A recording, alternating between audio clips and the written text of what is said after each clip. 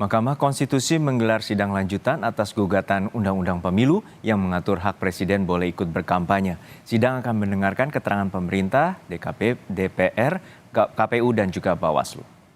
Sidang dijadwalkan berlangsung pukul setengah 11 siang di ruang sidang panel 1 Mahkamah Konstitusi.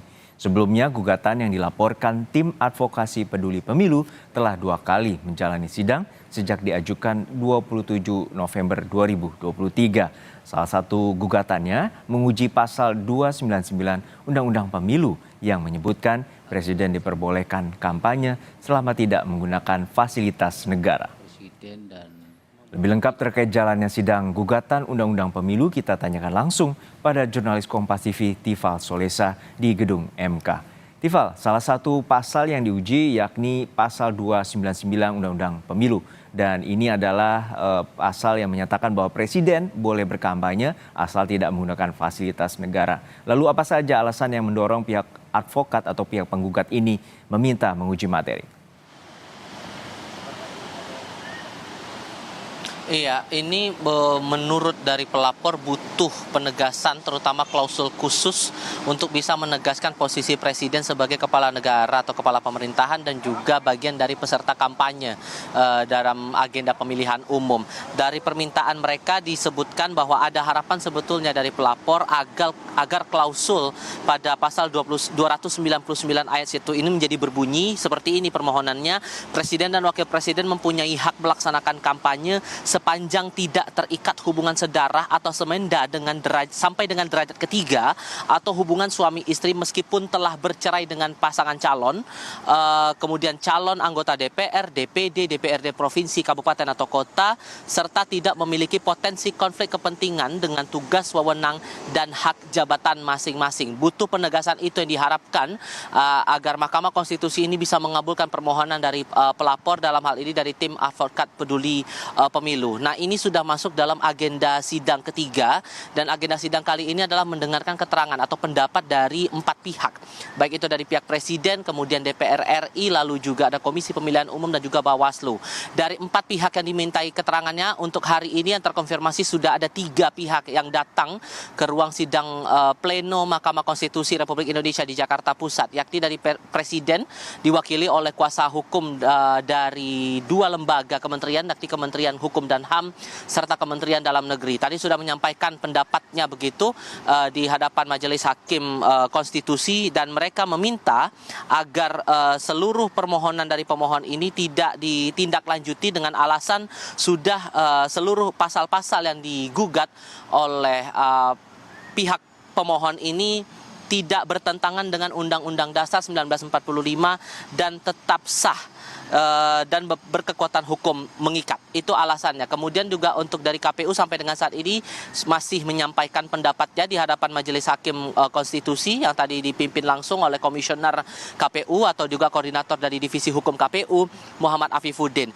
Dari Bawaslu tampak hadir di sana Rahmat Bagja selaku Ketua Badan Pengawas Pemilu yang nanti akan mendapatkan giliran menyampaikan pendapatnya atas gugatan yang dilayangkan oleh pihak pelapor. Tidak hanya di satu pasal saja, tidak hanya di pasal 299 ayat 1, namun ada pasal-pasal lain yang juga digugat oleh pihak pelapor, yakni di pasal 1 angka 35, kemudian pasal 274 ayat 1, pasal 280 ayat 2, pasal 281 ayat 1, serta pasal 286 ayat 1 dan 2. Selain menilai tidak ada aturan khusus atau aturan rigid yang berkaitan langsung dengan keterlibatan Presiden dalam ikut serta dalam agenda kampanye pemilihan umum, namun dari pihak pelapor merasa bahwa tidak ada aturan yang mengatur pihak lain di luar pelaksana pemilu dan juga penyelenggara pemilu atau pemilih terkait dengan politik uang. Dan poin lainnya adalah masalah penggunaan citra diri atau visual dengan manipulasi teknologi dengan artificial intelligence dan seolah-olah dianggap autentik. Ini juga yang diadukan oleh pihak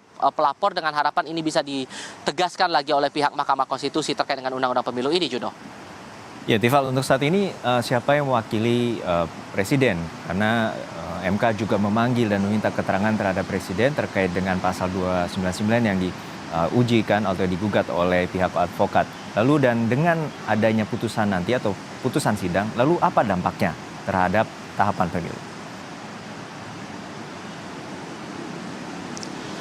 Kalau merujuk pada tahapan pemilu sekarang, kita paham bahwa minggu ini menjadi minggu terakhir masa kampanye pemilu serentak 2024. Batas terakhirnya pada tanggal 10 Februari nanti akan menjadi hari terakhir pelaksanaan kampanye. Setelah itu akan masuk masa tenang dari tanggal 11 hingga 13 Februari. Sehingga kemungkinannya ini tidak akan berdampak signifikan untuk periode pelaksanaan pemilu serentak untuk saat ini.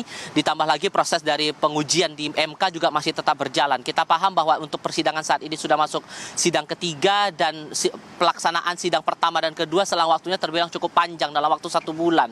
Kita belum lagi menghitung lagi proses dari Majelis Hakim Konstitusi akan melakukan rapat permusyawaratan hakim untuk bisa memutuskan apakah ini akan bisa diterapkan pada momen pemilihan sekarang atau tidak begitu. Tapi kalau kita juga merujuk dari penyampaian yang disampaikan oleh perwakilan presiden dalam hal ini dari kuasa hukum 2 lembaga, yakni Kementerian Dalam Negeri dan juga Kementerian Hukum dan HAM yang tadi disampaikan langsung oleh pelaksana harian Dirjen Politik dan PUM Kemendagri Togab Simangunsong. Ia menyampaikan bahwa sebetulnya dalam gugatan-gugatan yang dilayangkan oleh pihak pelapor ini dianggap beberapa poin ini sudah cukup tegas dan sudah cukup rigid begitu. Ada beberapa dalil yang kemudian disampaikan atau keterangan pendapat yang disampaikan oleh Togab Simangunsong mewakili Presiden Republik Indonesia yang berhubungan langsung dengan pasal-pasal yang digugat ini. Ia menyatakan bahwa masalah presiden itu punya hak untuk mengikuti kampanye atau terlibat dalam kampanye pemilihan umum ini sesuai dengan hak asasi manusia yang juga diatur secara universal begitu dalam Undang-Undang Nomor 39 Tahun 1999 tentang hak asasi manusia. Kemudian dalam dalil ataupun juga pendapatnya, Togab menyampaikan bahwa sebetulnya ada beberapa contoh negara yang menunjukkan bahwa presiden punya hak atau bisa ikut berkampanye dalam agenda pemilihan umum, terutama spesifiknya lagi adalah pemilihan presiden, seperti di Amerika Serikat dan juga Prancis. Sehingga dengan dasar-dasar itu tadi sebetulnya dari pendapat pemerintah mewakili Presiden Republik Indonesia, dianggap bahwa presiden juga punya hak yang sama untuk melakukan kampanye seperti yang sudah tertuang saat ini dalam Undang-Undang Nomor 7 Tahun 2017, spesifiknya lagi dalam pasal 299 yang mengatur bahwa presiden punya hak untuk mengikuti kampanye selama itu tidak menggunakan fasilitas negara yang juga sudah tertuang dalam aturan-aturan terkait. Dan ia juga menekankan bahwa beda sebetulnya antara peserta pemilu dengan peserta kampanye, sehingga ini yang perlu dipertegas lagi ataupun juga yang sudah dijelaskan bahwa sebetulnya masalah siapa yang berhak melakukan kampanye dan batasan-batasan apa saja dianggap oleh pemerintah ini sudah tertuang dan sudah termaktub dalam undang-undang yang berlaku saat ini, Undang-Undang Nomor 7 Tahun 2017 tentang pemilihan umum. Judo. Baik, pasal ini tengah disorot terkait dengan kampanye dari pihak presiden dan juga ini pengujian terkait dengan adanya pasal 299 Undang-Undang Pemilu terkait dengan kampanye yang digugat tidak adanya hubungan darah untuk berkampanye baik dari pemerintah pusat hingga pemerintah daerah di level kabupaten hingga kota. Terima kasih rekan Tifal Solesa dari Gedung MK Jakarta.